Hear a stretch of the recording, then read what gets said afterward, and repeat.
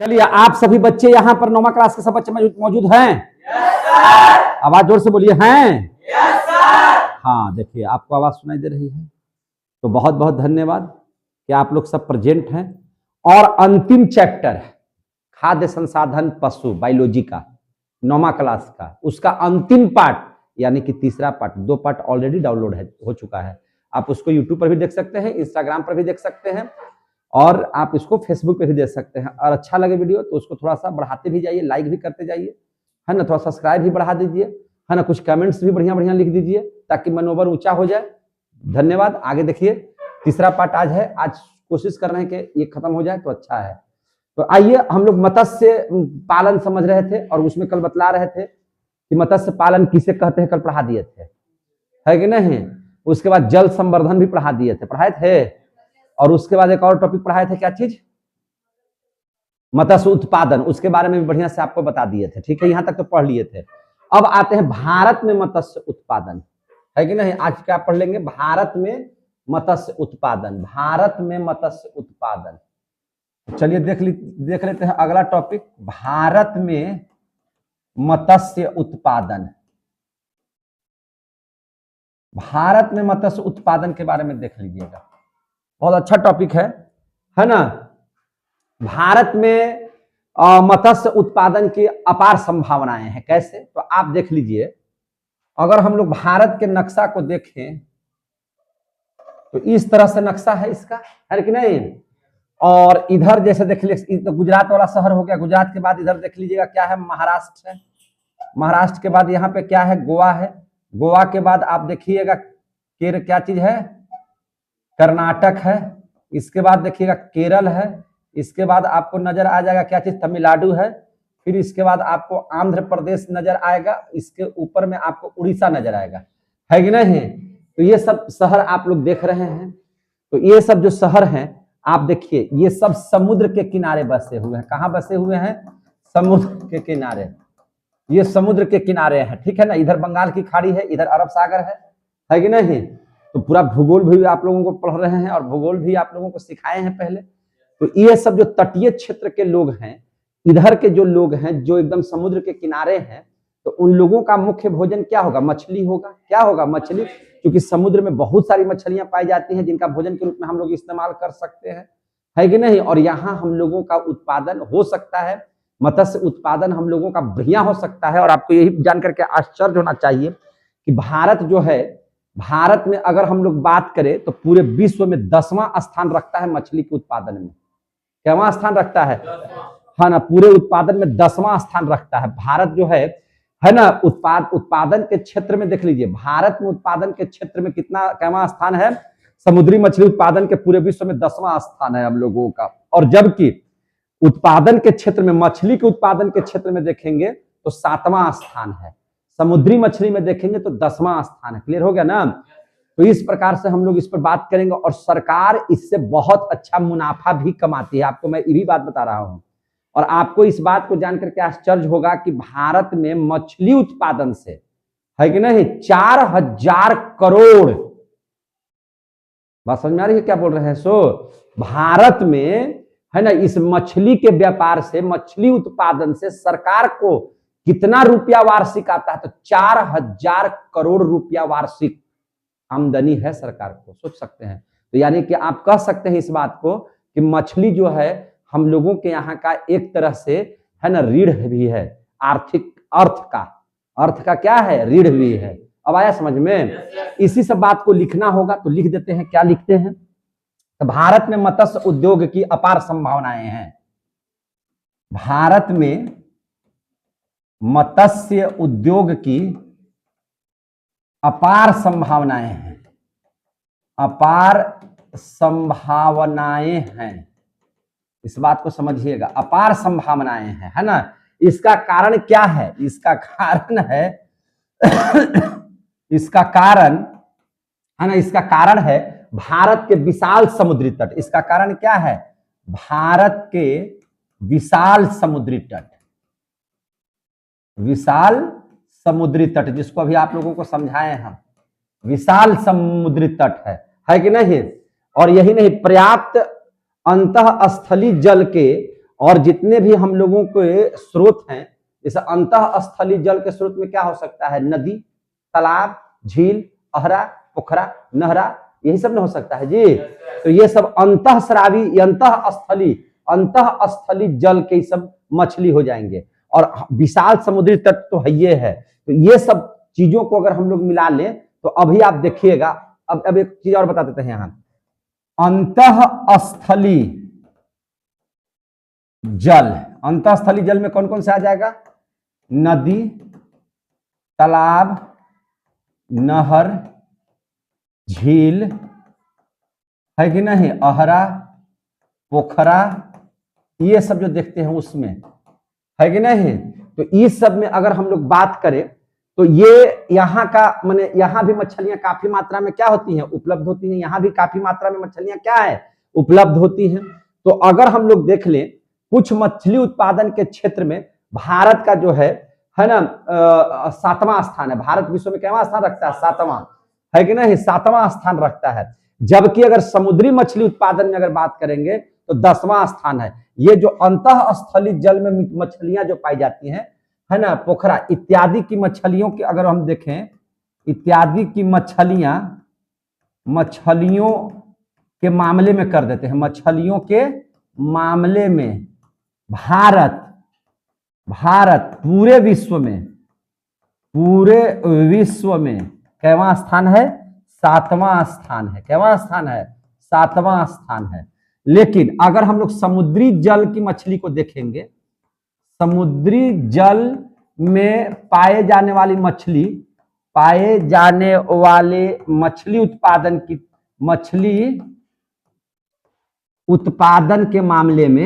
उत्पादन के मामले में भारत जो है विश्व का 10वां स्थान रखता है। विश्व में कैवां स्थान रखता है, 10वां स्थान रखता है। अब समझ में आ गया बात, 10वां स्थान रखता है।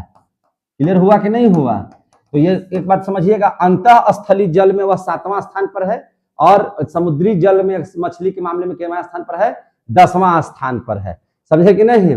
मछलियों के उत्पादन में अब देख लीजिए कवचीय मछली, तो कवचीय मछली कल पढ़ाया था, 2 तरह के मछली पाया जाता है। 2 तरह के मछली होता है, एक मछली है जो पंखदार है जिसको हम लोग देखते हैं ये सब मछली है, और एक है कवचीय मछली है जिसको हम लोग कहते हैं झींगा, महाचिंगट, है ना, केकड़ा, ये सब, है कि नहीं। तो ये सब जो है अगर इसमें हम लोग देखें तो इस मामले में वह दूसरा स्थान पर है। कौन, भारत इस मामले में कितना स्थान पर है, दूसरा स्थान पर है। तो कवचीय मछली के मामले में यहाँ पे स्टार्टिंग देकर लिख देते हैं, कवचीय मछली, कवचीय कुछ लिखने से लिखिए ना।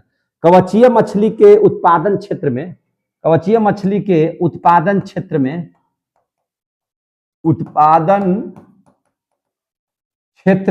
भारत का स्थान कैवां है, दूसरा है। कैवां स्थान है, दूसरा है। अगर हम लोग बात करें, देखिए ध्यान से, अगर हम लोग बात करें तो हमारे देश में मछली उत्पादन से, है ना, कितना माने पैसा आता है, 4000 करोड़ रुपया। कितना रुपया आता है, 4000 करोड़ रुपया। मछली उत्पादन से भारत सरकार को प्रतिवर्ष 4000 करोड़ रुपए का, 4000 करोड़ रुपए का आमदनी है। प्रतिवर्ष इतना क्या है, आमदनी है। समझ में आ रही है बात, इतना का आमदनी प्रतिवर्ष है। कहीं से कोई दिक्कत। अभी देखिएगा, अभी आपके किताब में एक चार्ट दिया हुआ रहेगा, उस चार्ट को भी हम आपको समझाना चाहेंगे। देखिए, उस चार्ट को समझने का प्रयास कीजिए। उस चार्ट को समझने का प्रयास कैसे करेंगे, तो देखिए, अभी आप देखिएगा यहाँ पे हम वर्ष लिखते हैं, वर्ष माने साल का नाम दे देते हैं। यहां पर समुद्री मछली के बारे में बताते हैं, समुद्री मछली। इस सब का तुलना कीजिए लाख टन में। कितना में, लाख टन में। हम जितना लिखेंगे उसमें लाख टन आप लोग जोड़ लीजिएगा, लाख टन में। इसके बाद देखिएगा मृदु मछलियां, मृदु माने कवची, मृदु माने जो माने ये सब तालाब झील सब में रहता है, मृदु मछलियां, है कि नहीं, मृदु मछलियां। इसका भी आप जोड़िएगा किसमें, लाख टन में। किसमें जोड़िएगा, लाख टन में। कुल यहां पर हम बताते हैं, कुल को भी जोड़िए किसमें, लाख टन में। इसमें लाख टन में। अब देखिए ध्यान से, आप बात कीजिए 1980 से 81 में, 1980 से 1981 के समय में ये था, समुद्री मछलियां हम लोगों के यहाँ होता था 15.55 लाख टन। हो गया कितना टन? 15.55 लाख टन। और ई वाला मछली होता था 8.87 लाख टन, और दोनों को मिला दीजिएगा तो हो जाता था 24.42, है ना, 24.42 लाख टन। ये था 81 में, 80-81 में। अब हम लोग जरा सा 1990-91 की चर्चा कर लीजिए। 90 में ये बढ़ करके हो गया 23 टन। कितना टन? 23 लाख टन। कितना टन? 23 लाख टन। आई हो गया 15.36 लाख टन, और दोनों को मिला दीजिएगा तो हो जाएगा 38.36 लाख टन। ये था 90-91 में। देखिए कैसे बढ़ रहा है इससे। ये था कब? ये था कब? 90-91 में। और उसी प्रकार से अब एक और आपको आंकड़ा दे रहे हैं, ध्यान से समझिएगा। एक और आंकड़ा को अगर ध्यान से आप देखिए तो 2001 की हम बात कर रहे हैं, तो 2001 में देखिएगा ये था 28.11। कितना हो गया? देखिए सब बढ़ ही रहा है खाली। 28.11 ई हो गया 28.45। दोनों को मिला दीजिएगा तो हो जाएगा 56.56 लाख टन। अब अगर अभी की बात करें हम लोग 2021-22 की अगर हम लोग बात करें तो ये दोनों को कितना है ये तो हम नहीं बता सकते हैं, लेकिन देखिए ये 56.56 लाख टन था, जो अब बढ़ करके हो गया था कितना? 95 पॉइंट, कितना छलांगे के तुरी लगाया, 95.45 लाख टन। इतना लाख टन है कि नहीं मछली का उत्पादन हो रहा है आज के डेट में, समझे कि नहीं? अभी और बढ़ेगा ही बढ़ेगा, इसको घटना तो नहीं है। यहाँ से देखिए ये कितना बढ़ा, यहाँ से देखिए ये कितना बढ़ा, और यहाँ से देखिए ये कितना बढ़ा। तो ये लगातार अभी बढ़ रहे हैं। क्या हो रहे हैं? बढ़ रहे हैं। और इस प्रकार से मछली उत्पादन हमारे यहाँ इतना संख्या में हो रहा है। आगे देख लीजिए, आगे देखिएगा तो समुद्र मत्स्यिकी आ जाएगा। क्या आ जाएगा? समुद्री मत्स्यिकी। तो समुद्री मत्स्यिकी एगो चैप्टर है, अति टॉपिक है, उसको देख लीजिए। मत्स्यिकी, समुद्री मत्स्यिकी को समझ लीजिए। समुद्री मत्स्यिकी क्या है तो लिख लीजिए। समुद्री मत्स्यिकी कार्यक्रम के अंतर्गत, है ना, इस कार्यक्रम के अंतर्गत लिख देते हैं, इस कार्यक्रम के अंतर्गत, इस कार्यक्रम के अंतर्गत क्या मिलता है भाई? तो सभी मछलियों तथा कवचीय मछलियों, सभी मछलियों तथा कवचीय मछलियों,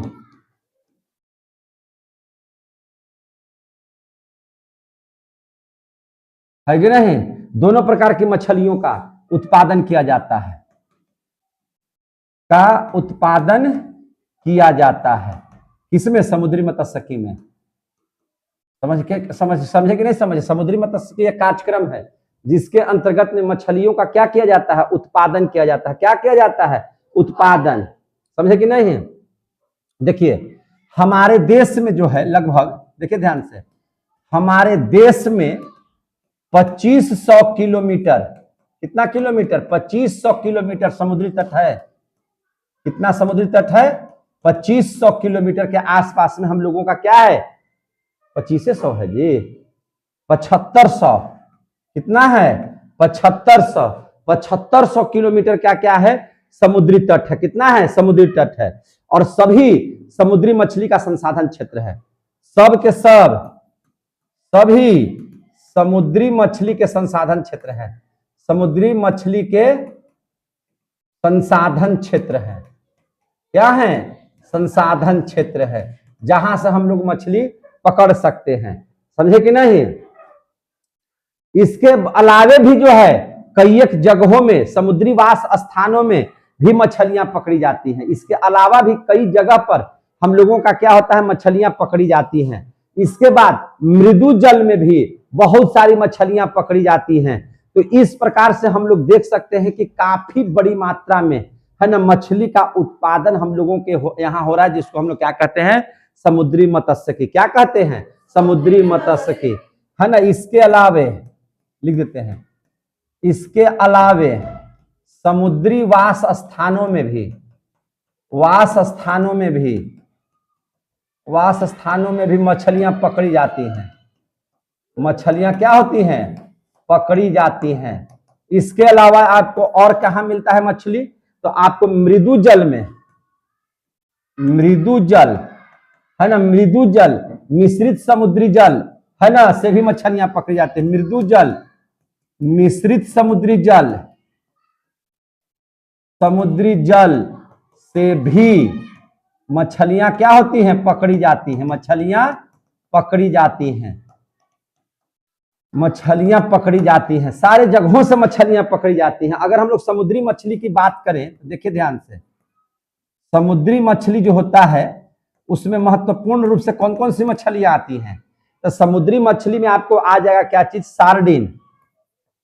क्या नाम है, सार्डिन। सार्डिन क्या है, समुद्री मछली है।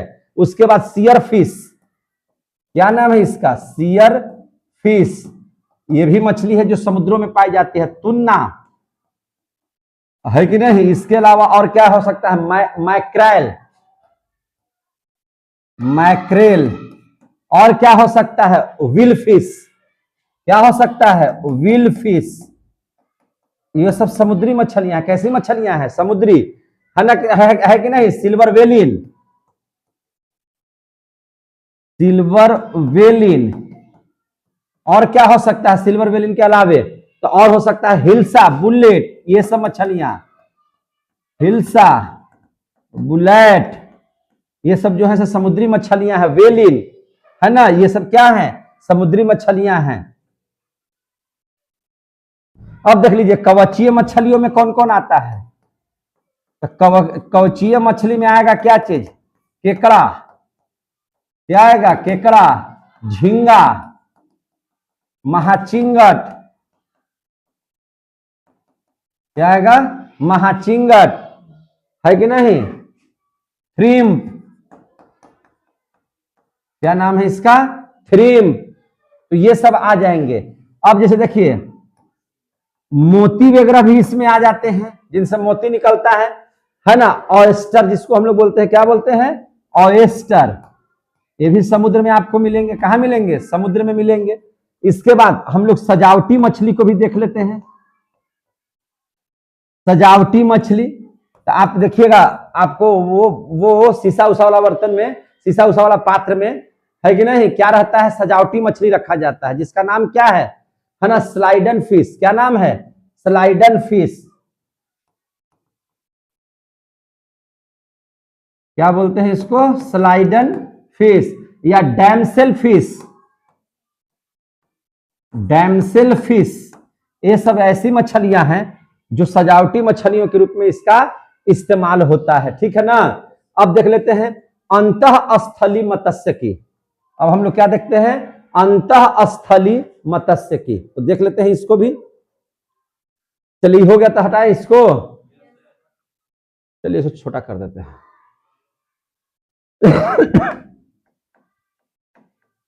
अब देख लेते हैं अंतःस्थली मत्स्य की। अंतःस्थली मत्स्य की, अंतःस्थली मत्स्य की समझ लीजिए। अंतःस्थली मत्स्य के अंतर्गत, इसके अंतर्गत लिख दीजिए डायरेक्ट, इसके अंतर्गत, इसके अंतर्गत क्या क्या चीज होगा, तो जितना भी मृदु जल में, किस जल में, मृदु जल में जो मछलियां पाई जाती हैं उन्हीं को हम लोग क्या कहते हैं, माने आपको अंतःस्थली मत्स्य कहेंगे, जहां पे उनका है ना सब चीज का प्रबंध होता है, संवर्धन होता है, उनका उत्पादन किया जाता है। इसके लिए नदी, तालाब, पोखर, झील, अहरा, तालाब, ये सब की जरूरत पड़ती है, समझे कि नहीं। तो इसको हम लोग बोलेंगे अंतःस्थली मत्स्य की। अभी तो आप लोग पढ़ रहे थे, तो इसके अंतर्गत है ना मृदु जलीय, मृदु जलीय, मृदु जलीय का मतलब जो मीठा जल में पाई जाने वाली मछलियां, मृदु जलीय मछलियां, है ना, मृदु जलीय मछलियां, तथा कुछ कवचीय मछलियां, है ना, कुछ कवचीय मछलियां का संवर्धन, संवर्धन, संवर्धन कैसे लिखाएगा हो, संवर्धन एवं उत्पादन, है ना, किया जाता है, किया जाता है। अंतःस्थली, अंतःस्थली बोले तो क्या चीज? नदी, तालाब, आहर, नहर, झील, पोखरा, ये सब समझे कि नहीं?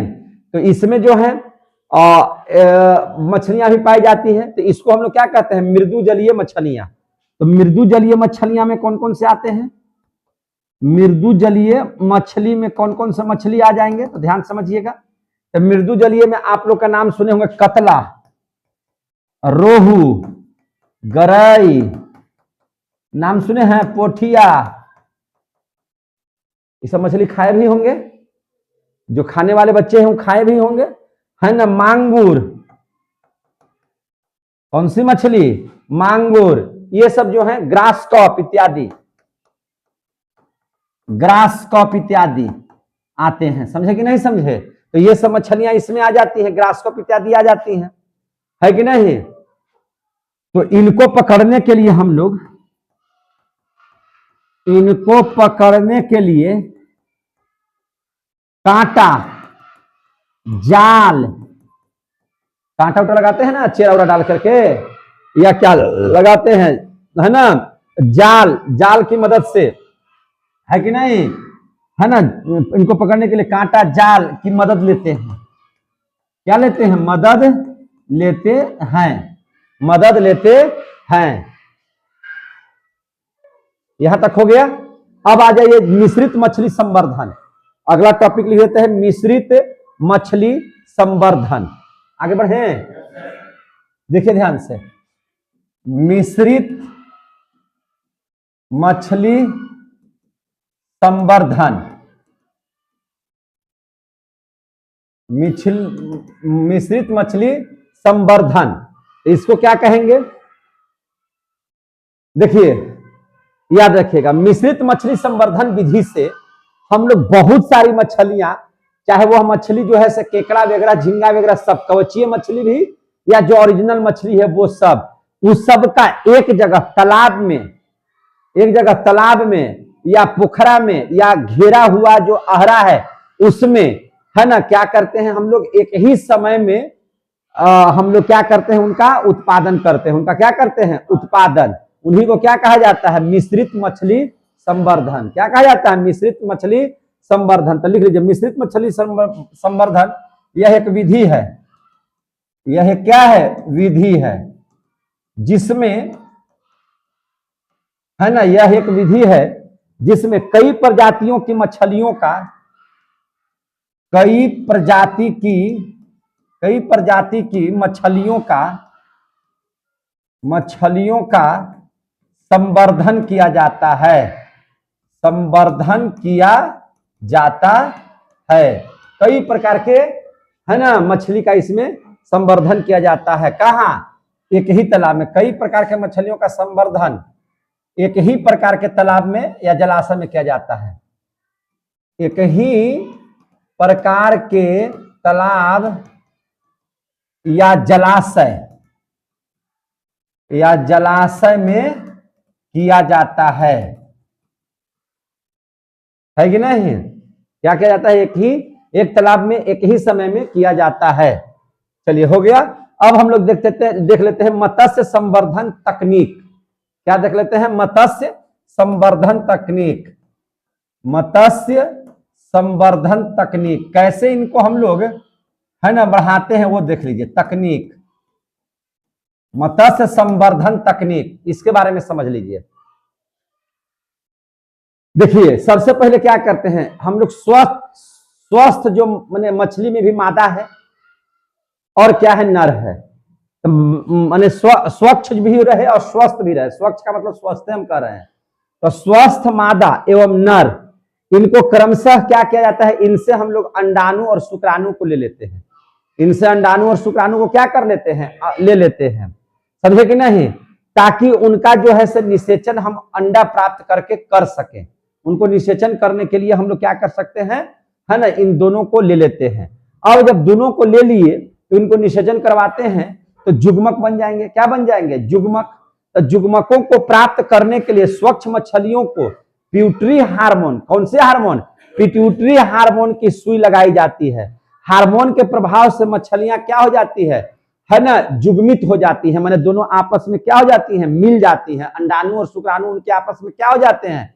मिल जाते हैं। और इस प्रकार से है कि नहीं, हम लोग क्या करते हैं, इनका निषेचित जो अंडा है उसको तालाबों में रख देते हैं और कुछ दिन के बाद उस अंडे से क्या चीज की प्राप्ति होती है? बच्चे बाहर निकलने लगते हैं, बच्चे उनके क्या होने लगते हैं? बाहर। और इस प्रकार से हम लोग मत्स्य का संवर्धन इस टेक्निक के माध्यम से करते हैं। तो जुग्मक को निकालेंगे तो जुग्मक माने हो गया नर जुग्मक शुक्राणु और मादा जुग्मक क्या हो गया? अंडाणु।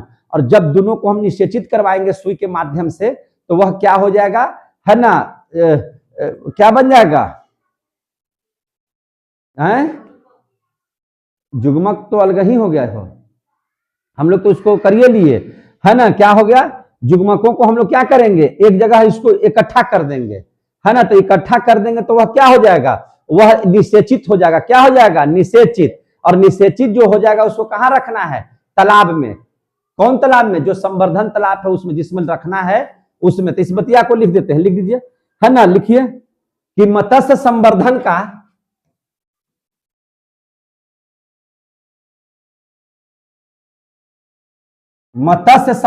का पहला काम स्वस्थ मादा एवं नर मछलियों से क्रमशः अंडाणु और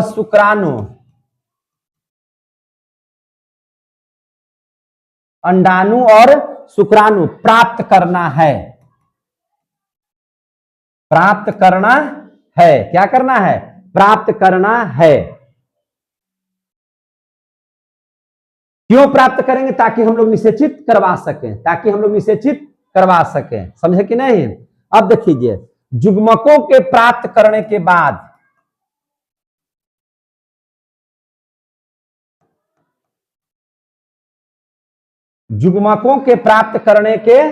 बाद क्या करते हैं है ना, स्वस्थ मछलियों में पिट्यूटरी हार्मोन की सुई है ना, पिट्यूटरी हार्मोन की सुई लगाई जाती है। क्या करते हैं हम लोग? सुई को लगा देते हैं। सुई लगा देंगे तो क्या हो जाएगा? हार्मोन के प्रभाव से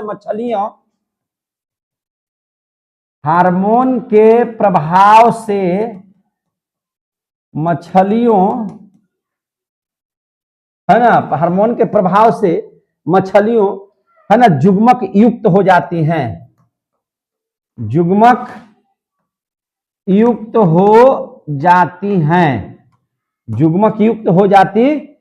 और क्या होता है? इस विधि से अंडाणु तथा शुक्राणु प्राप्त करने की विधि, इस विधि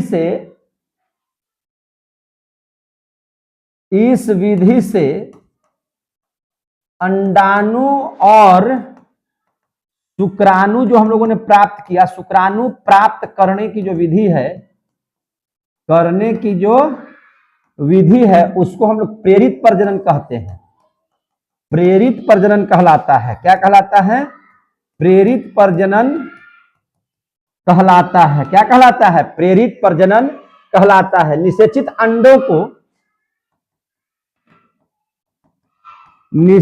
अंडों को है ना संवर्धन तालाब में रखा जाता है।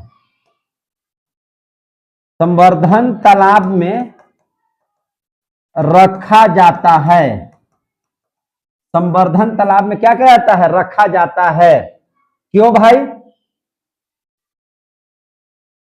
है ना, संवर्धन तालाब में रखा जाता है जिसे है ना, जिसे हम लोग क्या कहते हैं? जिसे संवर्धन है ना उत्पत्तिशाला कहते हैं। जिसे क्या कहते हैं? उत्पत्तिशाला। कहते हैं, जहां पे माने मछलियां उत्पादित हो रही हैं, उत्पत्तिशाला कहते हैं। इन अंडों से प्राप्त होने वाले बच्चे, इन अंडों से प्राप्त होने वाले बच्चे कुछ समय में ही बढ़कर, है ना, अंगुलियों के आकार के हो जाते हैं। कैसे हो जाते हैं? अंगुलियों के आकार के हो जाते हैं। एक मिनट, कुछ समय में बढ़कर क्या हो जाते हैं? अंगुलियों के आकार में हो जाते हैं। अंगुलियों के आकार में क्या हो जाते हैं? हो जाते हैं, बढ़ करके हो जाते हैं। जो लालन पालन के बाद, जो लालन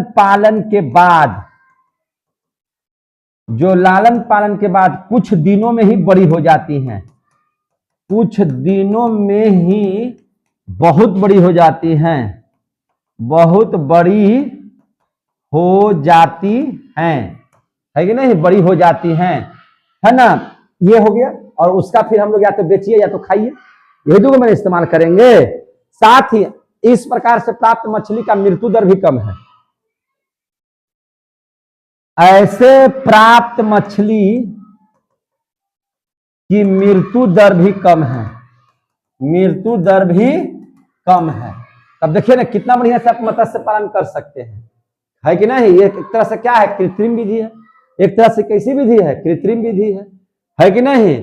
तो ये हो गया मत्स्य संवर्धन तकनीक। तो आपको लिखने के लिए आएगा तो आ जाएगा ना।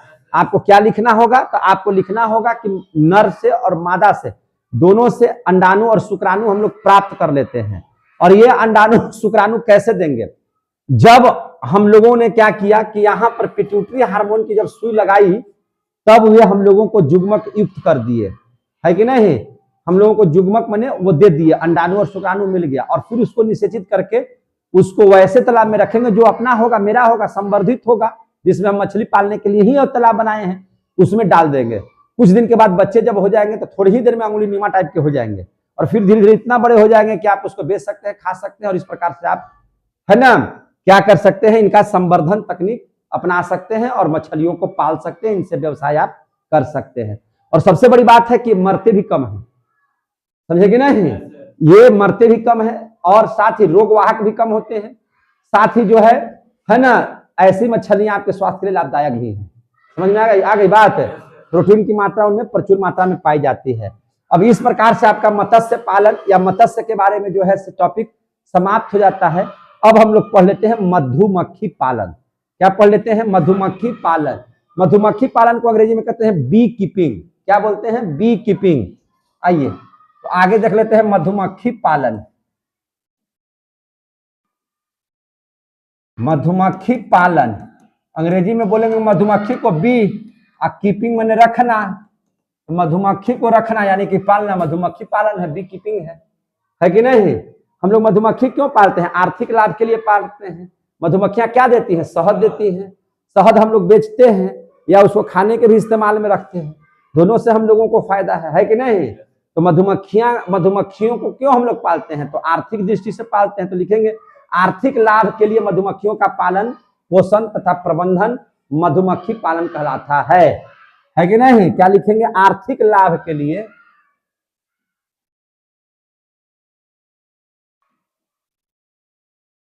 आर्थिक लाभ के लिए, है कि नहीं? आर्थिक लाभ के लिए मधुमक्खियों को पालना, मधुमक्खियों को, है ना, मधुमक्खियों का पालन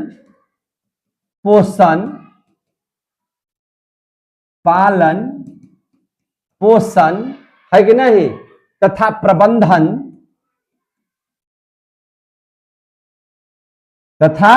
प्रबंधन मधुमक्खी पालन कहलाता है।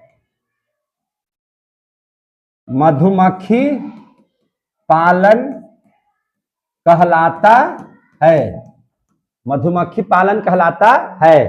अच्छा, मधुमक्खी से हमको क्या चीज की प्राप्ति होती है? लिख देते हैं। मधुमक्खी से, है ना, क्या चीज की प्राप्ति होती है? तो शहद और मोम की प्राप्ति होती है। शहद और मोम की प्राप्ति होती है। मोम की प्राप्ति होती है।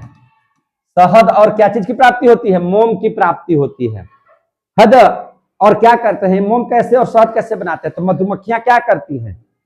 पुष्प पर बैठती हैं, परागण पर, और उनसे रस को चूस लेती हैं और अपने छत्ते में उनको क्या करती हैं? एकत्रित करती हैं, है ना। और एकत्रित जब कर लेती हैं तो यही बाद में क्या बन जाता है? मध, है कि नहीं? क्या बन जाता है? मध। तो क्या करती है मधुमक्खी? पुष्प में परागण की क्रिया करते हैं। मधुमक्खी पुष्प में परागण की क्रिया करते हैं। क्या करते हैं? पुष्प में परागण की क्रिया करते हैं।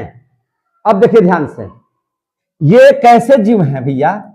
तो ये संघकारी, माने संघकारी का मतलब होता है कि झुंड में रहने वाला।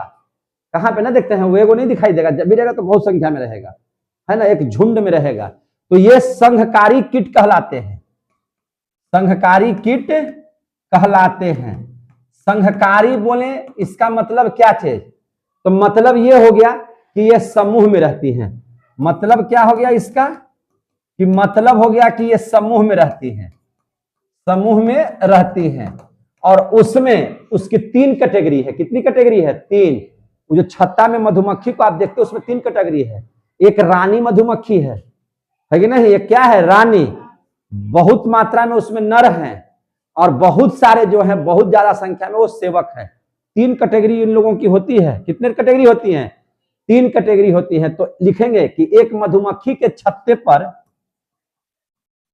एक मधुमक्खी के छत्ता, मधुमक्खी के छत्ते ने कहलाता है। तो छत्ते पर एक रानी मधुमक्खी, है ना। कौन मधुमक्खी? तो रानी मधुमक्खी होती है। रानी मधुमक्खी होती है। कुछ माने थोड़ा सा, ज्यादा नहीं, कुछ नर मधुमक्खी होते हैं। कौन मधुमक्खी होते हैं? नर मधुमक्खी होते हैं। कुछ जो होते हैं नर मधुमक्खी होते हैं, समझे कि नहीं? तथा कई जो हैं सेवक होते हैं। तथा कई क्या होते हैं उसमें? सेवक। यानी कि कितनी कैटेगरी हो गई? 3। उस छत्ता में कितनी कैटेगरी है? बोलवे नहीं करता सेव, है ना। कई सेवक होते हैं। तो उस छत्ता में कितनी कैटेगरी हो गई? 3। कौन कौन? तो एक तो रानी, है ना, कुछ नर और बहुत मात्रा में क्या चीज? सेवक। समझे कि नहीं? अब बताइए रानी मधुमक्खी का कार्य क्या है? रानी मधुमक्खी जो है का कार्य, तो इसका कार्य है, इसका एक ही कार्य है, अंडा देना। क्या देना? अंडा। अंडा देती है ये क्या करती है? अंडा। नर मधुमक्खी का कार्य क्या है? तो उस अंडा को निषेचन करना है। अंडे का निषेचन करना है, निषेचन करना है। और जो सेवक वाला हो गया, सेवक मधुमक्खियों का क्या काम है? तो सेवक मधुमक्खी का काम है छत्ते का निर्माण करना, या जो छत्ता टूट गया है उसकी मरम्मत करना। क्या काम है इसका? छत्ते का निर्माण करना, है ना। टूटे छत्ते की मरम्मत करना, टूटे छत्ते की मरम्मत करना, है ना, इसका काम है। समझ में आ गया? बोल भी नहीं करता है, ये सब लिखे में बेदम है, हटा, है कि नहीं? छत्ते का निर्माण करना, टूटे छत्ते की क्या करना? मरम्मत करना, है कि नहीं? ये सब इसके काम है। अब देखिए फूलों से जो परागकण होते हैं, जो मकरंद होते हैं, वह एकत्रित करना भी, छत की सफाई करना भी, बाहरी आघातों से रक्षा करना भी, ये सब काम सेवक का है ना। और नर का काम है सिर्फ निषेचित करना अंडे को, और रानी का काम है खाली अंडा निकालते रहना। अंडा निकलेगा, निषेचित होगा, नया नया मधुमक्खी बनते रहेगा, जो सब अपन अपन काम में लगल है कि नहीं? तो इसका काम है छत्ते का निर्माण करना, टूटे छत्ते की मरम्मत करना, फूलों से परागकण। और क्या कमवा? ऐसे लिख दीजिए, कमवा तो लिख दीजिए, है ना। क्या काम है? तो लिख दीजिए फूलों से परागकण, फूलों से परागकण, है ना, साथ ही मकरंद एकत्रित करना, एकत्रित करना इसका प्रमुख काम है। और क्या काम है? छत्ते की सफाई करना, छत्ते की सफाई करना। और क्या काम है? बाहरी आघातों से बचाना, बाहरी आघातों से बचाना। ये सब काम है किसका? सेवक का। ये सब काम क्या है? सेवक का। ऐसा करने से क्या प्राप्ति होती है? शहद। ऐसा मधुमक्खियां करती हैं तो क्या चीज की प्राप्ति होती है जी? शहद की। क्या चीज की प्राप्ति होती है? शहद की। तो यानी कि हमको क्या मिलेगा ऐसा करने से? शहद। तो शहद में क्या होता है? शहद को ही मध बोलते हैं, हनी बोलते हैं अंग्रेजी में, हनी। तो शहद में क्या रहता है? 20 से 40% शक्कर, 20 से 40% क्या रहता है इसमें? शक्कर। शक्कर बोले तो चीनी, शक्कर बोले तो चीनी। 0.22 से कितना तक? 0.3% तक, 3% तक क्या पाए जाते हैं? खनिज। क्या पाए जाते हैं उस हनी में? खनिज। और उस खनिज में भरपूर मात्रा में उस शहद में भरपूर मात्रा में लौह अयस्क तथा कैल्शियम पाए जाते हैं। लौह तथा कैल्शियम बहुत भरपूर मात्रा में पाया जाता है। शहद खाना चाहिए इसे भी, है ना लेडीज हो तो खाना चाहिए। 0.2 से लेकर के किसका? 0.2 से लेकर के 0.5% तक इसमें पाया जाता है विटामिन तथा परागकण। क्या पाया जाता है? विटामिन, परागकण, विटामिन तथा परागकण। अब बताइए ना कितना अच्छा चीज है कि नहीं? और आप जान लीजिए शहद के बारे में, नहीं जानते हैं तो जान लीजिए। पहली बात, क्या बात? यह रोगाणुरोधक होता है। क्या क्या होता है? रोगाणुरोधक। यह रोगाणुरोधक होता है। अब अभी समझ लीजिए, बीमारी से बचाता है, रोगाणुरोधक होता है। शहद खाते हैं कि नहीं आप लोग? नहीं खाते हैं। यह रोगाणुरोधक होता है, खाना चाहिए। रोगाणुरोधक होता है, इसीलिए इसका प्रयोग औषधि बनाने में होता है। इसीलिए इसका उपयोग किसमें होता है? औषधि बनाने में होता है। औषधि बनाने में होता है। आया समझ में? इसीलिए इसका उपयोग किसमें होता है? औषधि बनाने में यही होता है उपयोग। और सुन लीजिए, मोमबत्ती देखे हैं ना, तो इसके मोम से मोमबत्ती बनाया जाता है, मोमबत्ती। जूता में पॉलिश करने वाला क्रीम, है ना, जूता पॉलिश क्रीम, पॉलिश क्रीम भी इससे बनाया जाता है। यही नहीं, दाढ़ी बनाने के लिए जो क्रीम का इस्तेमाल करते हैं, डेनिम वगैरह, है कि नहीं, वो भी किया जाता है। समझे कि नहीं? दाढ़ी बनाने के लिए क्या चीज है ना? क्रीम। दाढ़ी बनाने का क्रीम में भी इसका इस्तेमाल किया जाता है। समझ में आ गई बात? तो ये सब जगहों पर इसका ये होता है। शहद उहद का तो प्रयोग बहुत अच्छा होता है, पूजा पाठ में भी इसका यूज करते हैं हम लोग। अब देख लीजिए आगे, थोड़ा सा और रह गया है। अब इसको और छोटा करके थोड़ा सा इतना ही में पढ़ा देके खत्म करेंगे। अब देखिए ध्यान से, देखिए अब हम लोग क्या करते हैं, शहद से बहुत ये है फायदा है, इसीलिए हम लोग कृत्रिम पेटिका उसकी बनाते हैं। सलेमपुर जाने के वक्त समय में आपको मिलेगा, झारी जाइएगा, डणवा जाइएगा आप लोग, तो उस समय मिलेगा। समझे कि नहीं? तो लिखेंगे कृत्रिम, रुक जाइए, कृत्रिम मधु पेटिका बनाकर, कृत्रिम मधु पेटिका बनाकर, है ना, कृत्रिम मधु पेटिका बनाकर कहां कहां? बगीचों में, खेतों में, है ना, खेतों में मधुमक्खी से शहद, मधुमक्खी से शहद प्राप्त किया जाता है, प्राप्त किया जाता है। जैसे छत्ता जैसे बनाता है ना उन लोग, तो आप देखिएगा खेतों में ना रख ले है, पेटी उटी बना करके, आप देवरा साइड में जो बच्चे आते हैं वहां जाइएगा तो देखिएगा पेटी बना करके रखा रहेगा खेतवन में, बगीचवन में, और उसमें मधुमक्खियां भाई भाई भाई करते रहेगा, उसमें छत्ता रहता है, उसका कृत्रिम तरीके से तैयार किया जाता है। और कृत्रिम तरीके से तैयार कर करके उसमें क्या किया जाता है, शहद निकाला जाता है। क्या किया जाता है, शहद जब भर जाएगा तो उसको भगा देगा सब, और शहद वह सब गार करके बाजार में बेचेगा, पूरा शुद्ध शुद्ध, है कि नहीं, और कुछ नहीं, है ना। और उसके नजदीक जाइएगा तो कुछ करेगा नहीं, खाली काट करके मुंह फुला देगा बस, और उससे कुछ होना नहीं, और उसके बाद कुछ होता नहीं है। समझ में आ गई बात? तो इस बात को ध्यान में रखिए कि आप लोगों ने पूरा बढ़िया से मधुमक्खी पालन के बारे में सीख गए आज। और सुन लीजिए, आप सभी बच्चों को हम बता देते हैं कि यह चैप्टर यहीं पर समाप्त हो जाता है।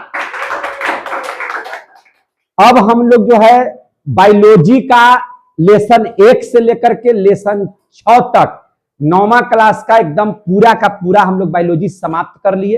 केमिस्ट्री समाप्त, फिजिक्स समाप्त, साइंस समाप्त हो गया। एसएसटी में भी आप लोगों का पॉलिटी इकोनॉमिक्स समाप्त हो गया है। ज्योग्राफी कुछ चैप्टर हुआ है, हिस्ट्री कुछ चैप्टर हुआ है, जो धीरे धीरे सब समाप्त हो जाएंगे। अब हम लोग अगले क्लास में मिलेंगे, तब तक के लिए जय हिंद, जय भारत।